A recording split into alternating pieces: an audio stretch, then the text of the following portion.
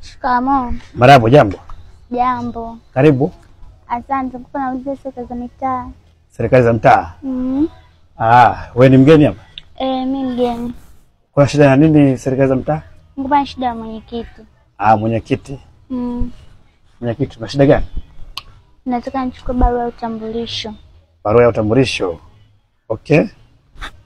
Sawa, mwenyekiti unamjua? Hapana. Hujai kumuona? Kweli? Kabisa.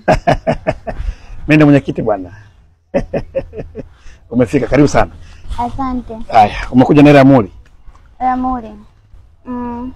Shilingi ngapi?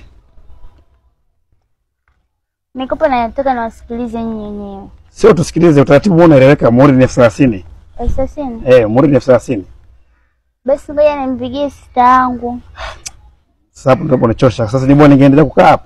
Kumbe kujipanga. Nampigia unaongea naye. Mko wangu wewe. Hebu mpigie haraka. Poa. Changamka.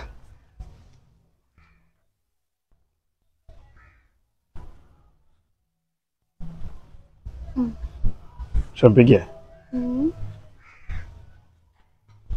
Aro. Habari. Naongea na mwenyekiti hapo. Mbona ni bei elekezi hiyo inaeleweka kabisa kwamba ni 30 muhuri. Imeanza lini kivipi jamani? Mbona tunaweka kabisa vitu hivyo hadi kwenye Sasa wewe niambie wewe una shilingi ngapi? Niambie una shilingi ngapi? 5,000. Sasa 5,000 muhuri 5,000 kwa atapata 5,000. Hebu ongeza bana, hebu fanya 6,000. Tumeni 6,000 hiyo, sawa Ngoja nikamgonge. Twende kagonge muhuri yangu. Kwa 6,000. Jitahidi 6,000 utume na kutumia namba hapo sasa muda. Twende yangu kwangu.